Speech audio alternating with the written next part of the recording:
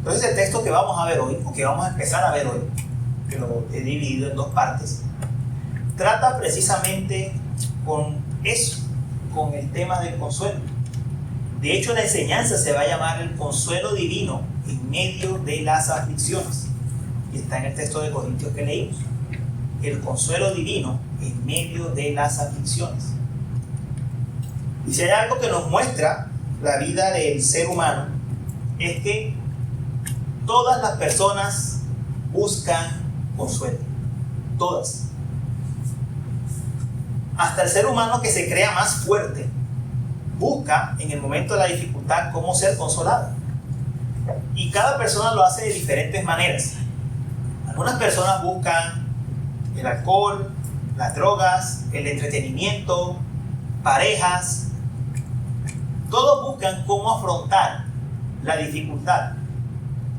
En este país, por ejemplo, dicen las estadísticas que 19 millones de estadounidenses tienen un problema con el abuso de sustancias. Y que el 40% de esos casi 20 millones, casi unos 5, son personas entre los 18 y los 25 años. Diría, gente tan joven como está abusando ya de las sustancias para poder escapar de la realidad. Y los que no recurren a las sustancias, entonces buscan alguna filosofía, alguna práctica psicológica que por lo menos los ayude a enfrentar la realidad o a evadir la realidad.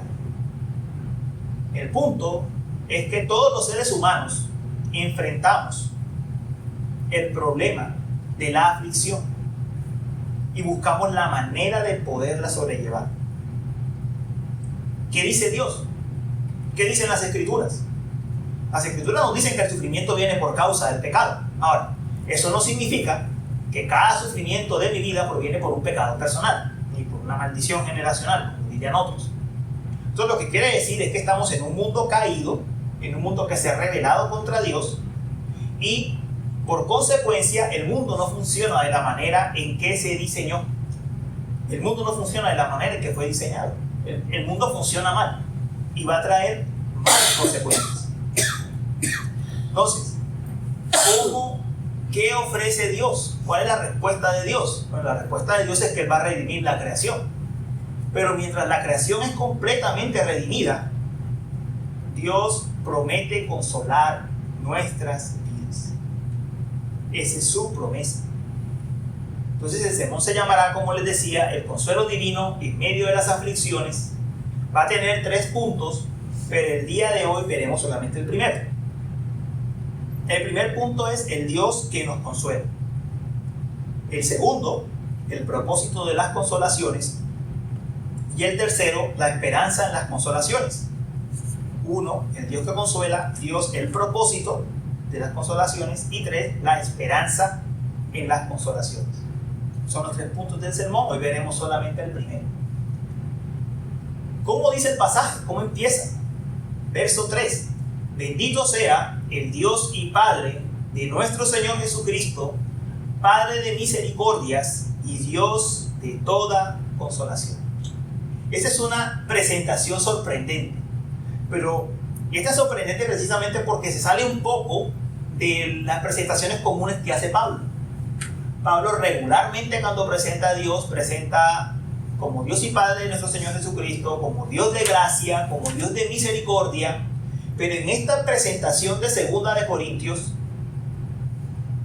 Pablo presenta al Señor como Padre de misericordias y Dios de toda consolación. Es la única vez que lo presenta así en todo el Nuevo Testamento. ¿Y qué significa eso de Dios de toda consolación? Bueno, empecemos por lo que quiere decir la palabra consolar, bíblicamente hablando. Cuando en la Biblia hablamos de consolar, no debemos entenderlo como se entiende hoy en día. Hoy en día una persona consuela a otra básicamente cuando le presta el hombro para que llore, cuando está allí con ella y nada más. Pero bíblicamente consolar significa que te colocas al lado de una persona y la ayudas a salir de la situación difícil. no es solamente estar pasivo esperando que la persona descargue su dolor. Bíblicamente, consolar significa sacar al otro. Que tú te colocas al lado del otro para sacarlo de su situación. Ese es el consuelo bíblicamente hablando. Entonces, cuando el pasaje nos dice que el Padre es Padre de misericordias y Dios de toda consolación, nos está diciendo que es de la naturaleza de Dios consolar. Es de Dios el consolar. Y yo les hago esta pregunta honestamente. ¿Alguna vez hayamos pensado en Dios de esa manera? Como un Dios que por naturaleza consuela, que está inclinado a consolar, que en su ser Él consuela. Nosotros podemos decir, sí, Dios es misericordioso, pero lo hayamos visto como de una manera tan profundamente cercana, Dios de consolación. Y esto es lo maravilloso.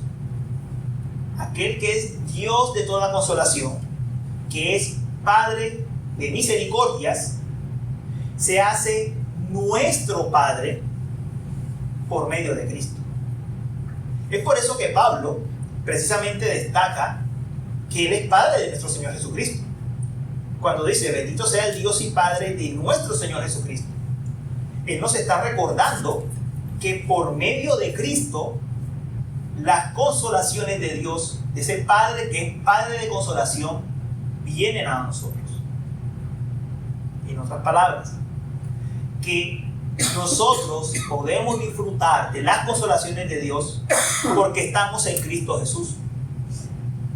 Leíamos en Isaías que Dios le había prometido a su pueblo el gran consuelo del perdón. Consuelen, consuelen a mi pueblo, dice su Dios. Él promete a su pueblo su consuelo por medio del perdón en Cristo Jesús.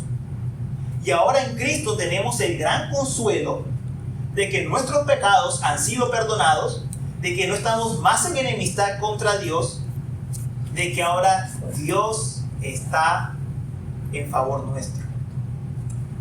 Ese es el primer gran consuelo que tenemos en esta vida, que Dios está en favor nuestro y que ese que es Padre de toda consolación es nuestro Padre de toda consolación, porque estamos en Cristo Jesús. Es nuestro Padre de toda consolación. El primer lugar al que hay que mirar cuando necesitamos consuelo es al Calvario. Es el primer lugar que hay que mirar. En el Calvario podemos entender que ese que es Dios, Padre de toda consolación, que no tenía ningún deber con nosotros, que no nos debía nada a nosotros para consolar nuestras vidas, lo ha hecho dándonos a su propio Hijo, a nuestro Señor Jesucristo. Y ahora, como dice el Evangelio de Juan, todos los que le recibieron, todos los que creen en su nombre, también son llamados hijos de Dios. Y también tenemos al Padre como consolador de nosotros. ¿Y eso por qué? Porque no fue suficiente. Yo quiero que vean la cercanía de Dios. Él es el Padre de toda consolación. Hay una barrera que es el pecado y Dios la quita. Hay una barrera que es el pecado y Dios la quita. En Cristo Jesús, dándonos el consuelo del perdón. Pero aunque Cristo se haya entregado en la cruz, ese consuelo no es nuestro si nosotros no podemos tener relación con Cristo. Y es por eso que el Señor Jesucristo dijo: no los dejaré solos, les daré otro consolador. Nos da el Espíritu Santo, que aplica ese consuelo del perdón, que aplica la reconciliación conseguida por Dios, que aplica todos los beneficios de la cruz del Calvario a nuestras vidas. El Dios Trino Padre, Hijo y Espíritu Santo, se ha hecho consolador nuestro. Se ha hecho consolador nuestro. Se ha hecho nuestro consolador. Y en todas las circunstancias de la vida, Dios de toda consolación.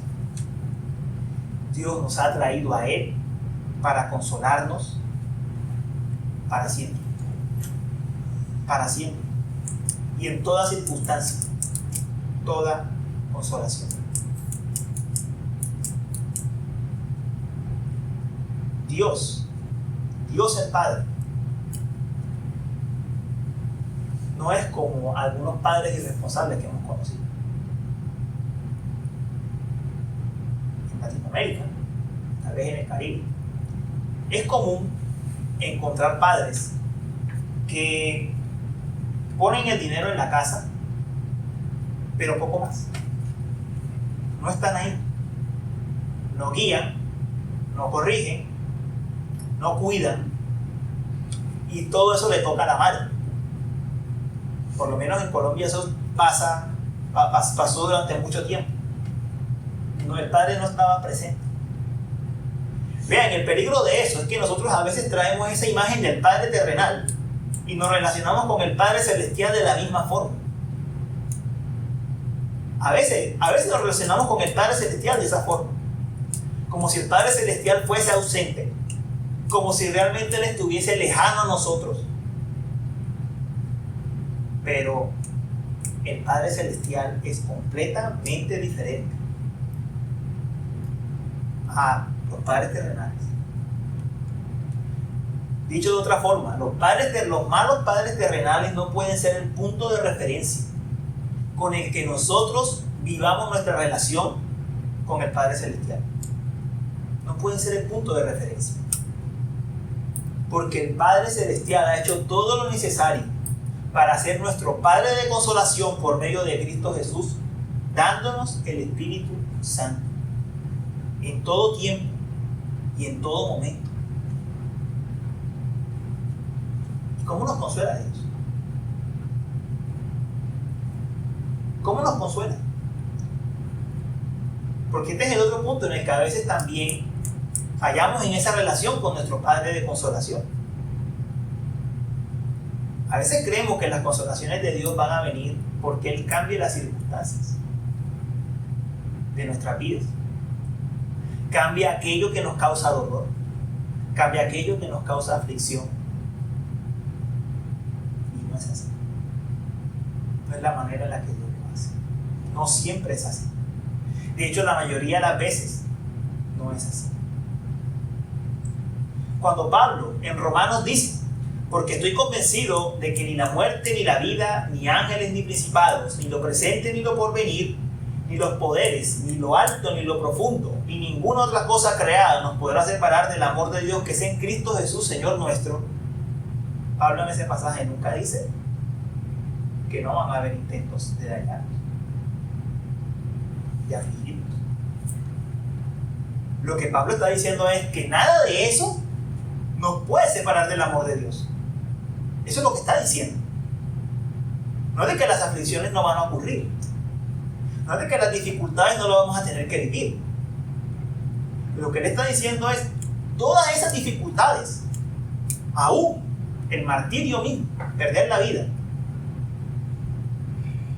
todo eso puede pasar.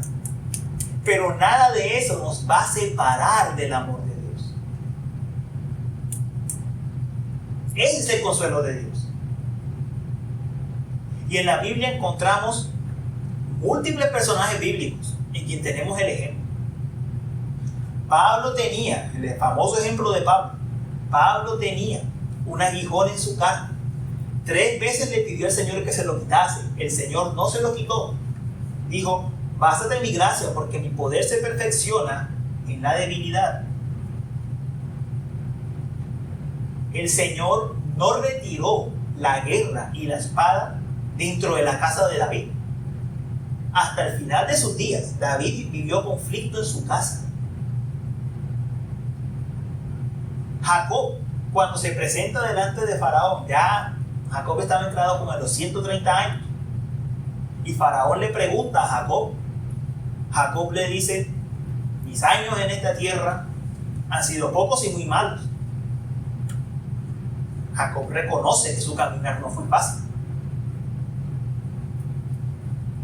Pero ninguno de ellos fue separado de la certeza del amor de Dios. Ninguno de ellos perdió en algún momento la certeza de que el Señor estaba con ellos.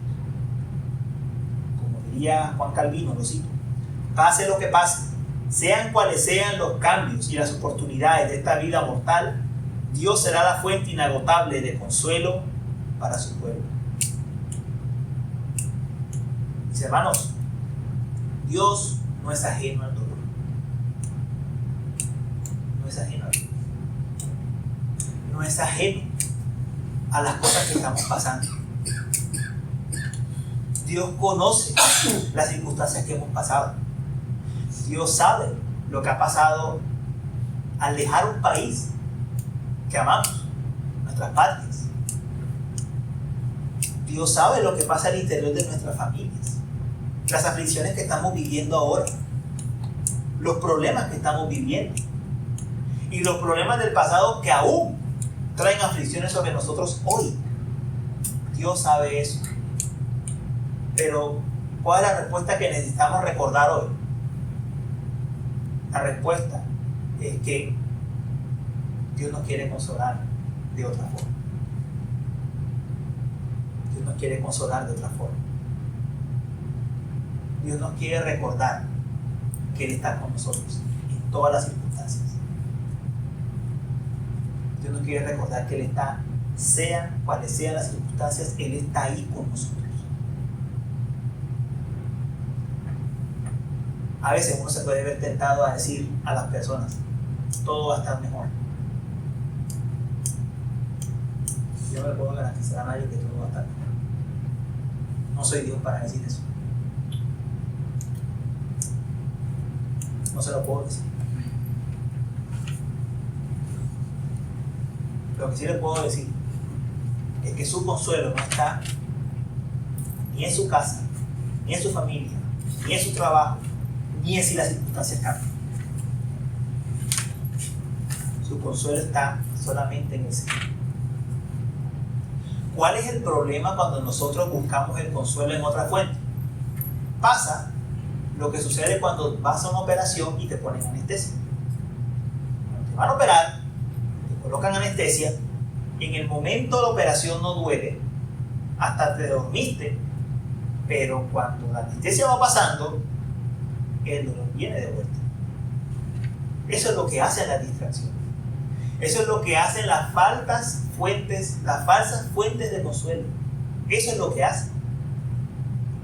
Realmente no eliminan el dolor. Vean, ¿por qué es tan difícil que un adicto deje una adicción? Por esta razón. Porque es que la adicción lo mete en un círculo vicioso. Él cree, la adicción momentáneamente lo saca de su problema, su sustancia lo saca de su problema, pero cuando pasa el efecto, él vuelve a caer en la realidad y entonces tiene que volver a consumir. Por eso las adicciones son tan difíciles. Pero Dios nos trata con nosotros así. Dios no es la anestesia. Dios no es una sustancia. Dios no es una charla motivacional. Dios no es nada de eso. Dios nos consuela recordándonos que Él está con nosotros. Sea cual sea la situación, Él está ahí. Él se ha hecho presente en nuestras vidas por la obra del Espíritu Santo. Él está con nosotros. Y ahora, la gran pregunta que yo sé que se pueden estar haciendo es: ¿cómo hago eso en la práctica? ¿Cómo puedo estar más consciente de que Dios está ahí para el consuelo de mi vida, para fortalecerme? ¿Cómo lo hago? Yo sé que esa es la pregunta que puede estar en nuestras cabezas en este momento. ¿Cómo lo hago? yo quiero que pensemos en algunas verdades, algunas prácticas que nos pueden ayudar a recordar que Dios es nuestro consolador. Concretamente 7, no son muy largas. La primera es que tenemos que recordar que la presencia de Dios va con nosotros.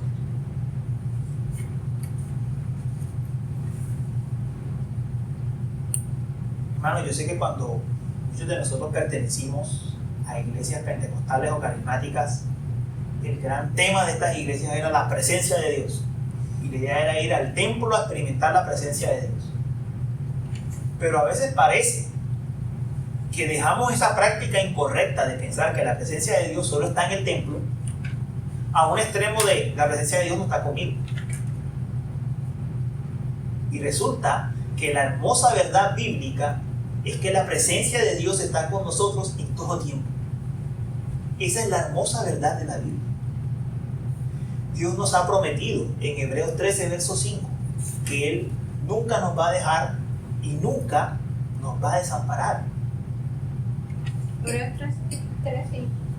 Hebreos 13, versículo 5.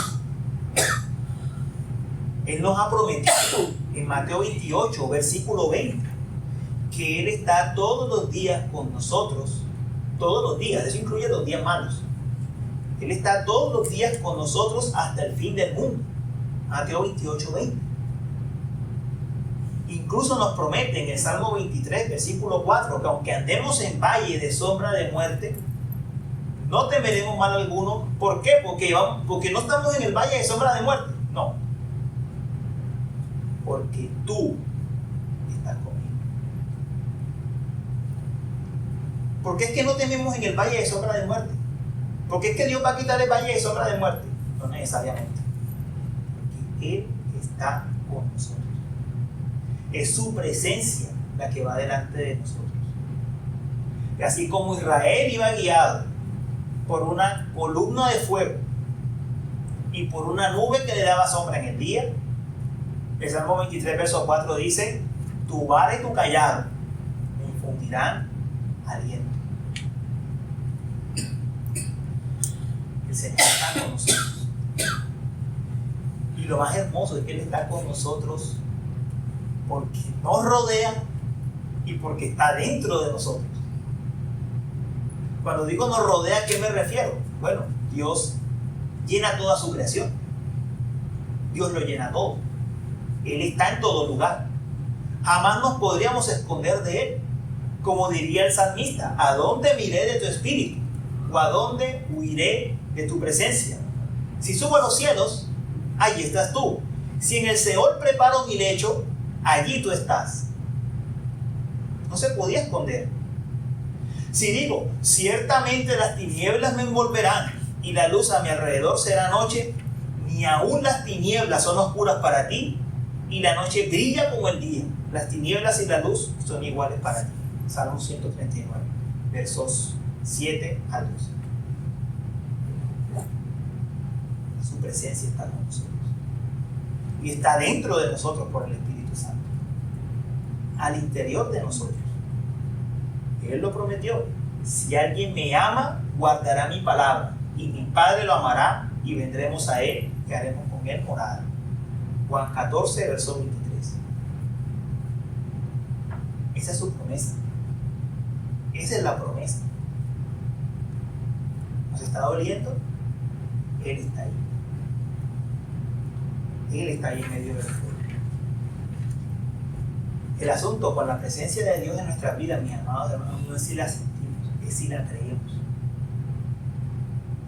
No es un asunto de sentir, es un asunto de creer. El día de hoy yo les hago una pregunta: ¿ustedes creen que son creyentes en Cristo Jesús? ¿Ustedes están seguros de la obra de Cristo Jesús en sus vidas? Entonces créanle a Él, que Él está con ustedes. Créanle. Créanle que su presencia está con ustedes. Que ustedes no pueden huir de Cristo. Ustedes no pueden huir del Señor. Él los rodea en todo lugar que ustedes se encuentren, porque Él es omnipresente, Él todo lo llena.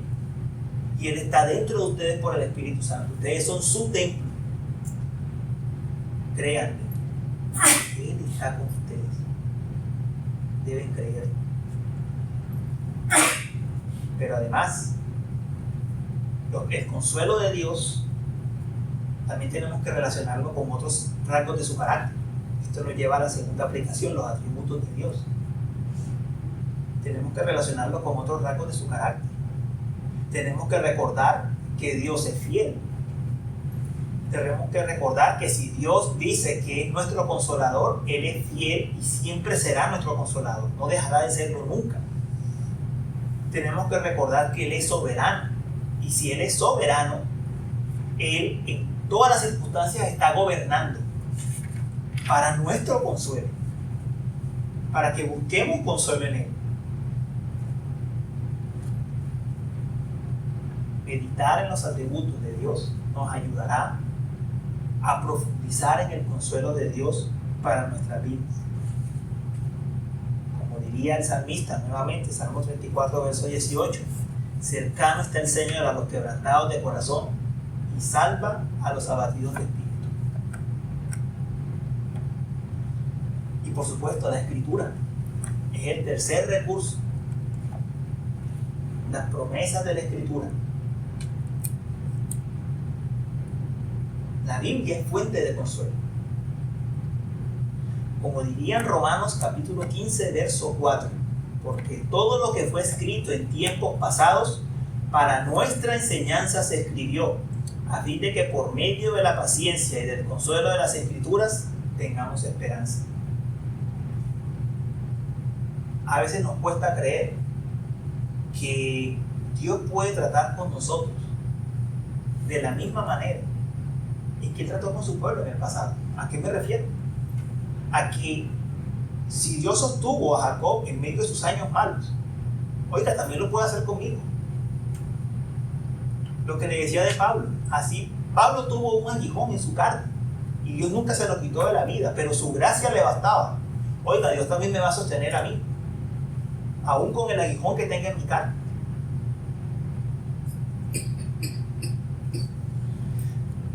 Que si Dios usó un tartamudo como Moisés, oiga, Dios también puede utilizarlo a mí, cualquiera que sea mi debilidad física. El asunto es que lo que la Escritura dice está escrito para nosotros, para que hallemos consuelo en las Escrituras, de cómo trata Dios con su pueblo, cómo ha tratado con pecadores de otras épocas y cómo puede tratar con nosotros. La oración es el otro gran recurso para experimentar más del consuelo de Dios en nuestras vidas. La promesa que tiene la vida de oración en medio de las dificultades es que si nosotros echamos nuestras ansiedades sobre el Señor, Él va a tener cuidado de nosotros. Esa es la promesa.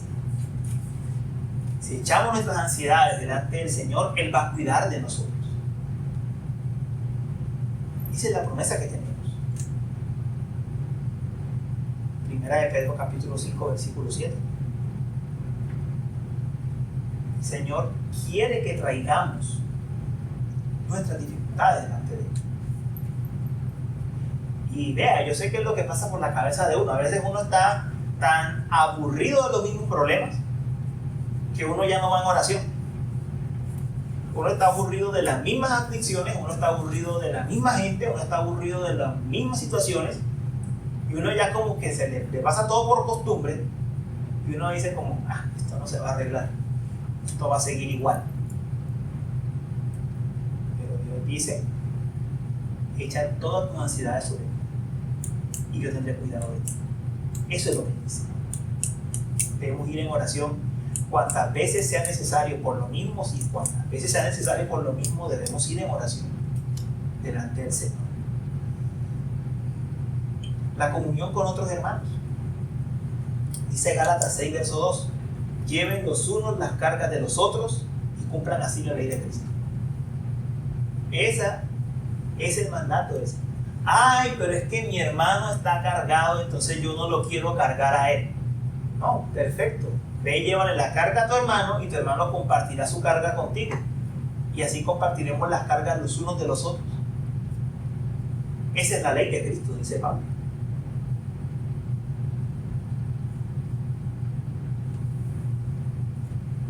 Es un mandato del Señor.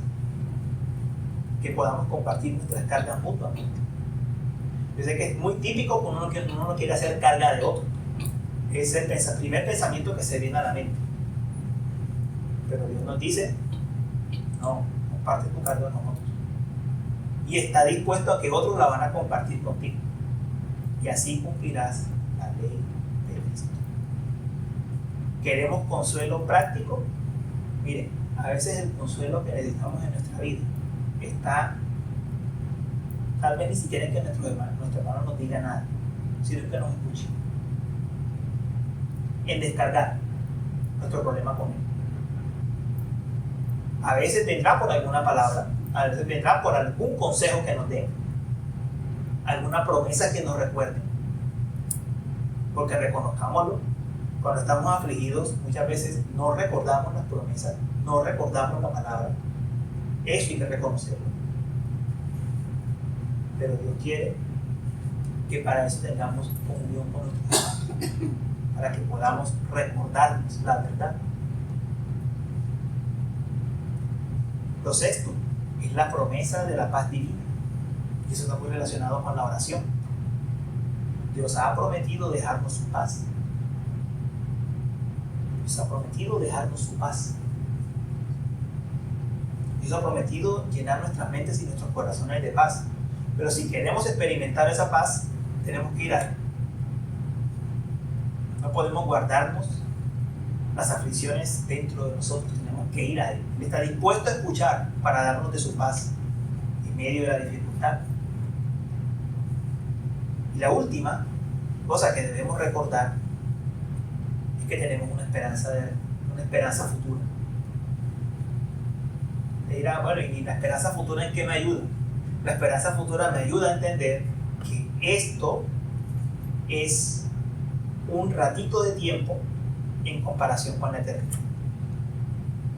Y nos ayudará a ver los problemas en relación a la eternidad. Nos ayudará a ver los problemas en relación con la eternidad. Cuando gran parte de la dificultad cuando estamos atravesando aflicciones es que nosotros, así como el ejemplo que estábamos leyendo del libro de Piper, es como si tomáramos un microscopio y las cosas pequeñas las viéramos inmensas, las viéramos muy grandes. Pero cuando nosotros vemos a una mirada de largo plazo la eternidad, entonces entendemos que nuestros problemas son diminutos y son muy pequeños en comparación a la gran promesa que Dios nos ha hecho. El gran consejo es: trata de poner la mirada en la eternidad. Trata de poner las cosas a la luz de lo eterno, para que todo caiga bajo su propio peso, para que todo lo podamos ver en la perspectiva correcta. Mis hermanos, es cierto que el consuelo de Dios a veces no llega de la manera que esperamos. Y Dios lo que quiere es eso. ¿A qué voy? Dios lo que quiere es que nosotros crezcamos en comprender que el consuelo en nuestras vidas no va a venir por las circunstancias, si son buenas o malas, si cambian o si permanecen. Dios lo que nos quiere dar a entender es que Él es nuestro consolador. Él es quien nos conforta. Él es quien nos alienta. Él y solo Él. Que digamos menos y menos por las circunstancias de este mundo, y más en Él. Porque en la eternidad, ¿delante de quién vamos a estar? ¿Quién va a ser nuestro consuelo eterno en la eternidad? ¿Va a ser este mundo? ¿Van a ser las cosas? Miren, en la eternidad, yo sé que hay imágenes de calles de oro y bueno, muchas imágenes bíblicas preciosas acerca de cómo serán los cielos nuevos y la tierra nueva. Pero cuando estemos delante de la presencia de Cristo, delante de la presencia del Dios Trino, su belleza será tanta, que esas cosas no van a importar. Esas cosas no van a importar. Cuando Dios lo llene todo en todo, como dice la palabra, finalmente eso no va a importar. Y Dios quiere ser nuestro consuelo aquí, ahora, preparándonos para ese gran día de la eternidad.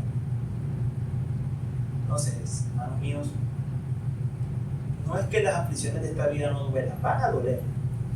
Claro que duelen. Las aflicciones de esta vida duelen, y duelen mucho. Pero Dios quiere que crezcamos, que cada vez más Él sea nuestro consuelo, porque Él acabó con la gran causa de nuestra miseria eterna, que era el pecado, y Él ha venido a vivir en nosotros por el Espíritu Santo para ayudarnos a enfrentar todas las situaciones. Espero que el saber que Dios es nuestro consolador y el entender cómo podemos utilizar todos estos recursos que la palabra de Dios nos enseña, nos puede ayudar a crecer en una conciencia de Dios como el consolador de nuestras vidas. La próxima vez vamos a ver entonces qué es lo que Dios hace cuando nos consuela a nosotros, qué es lo que Él hace, cómo nos puede usar para consolar a otros.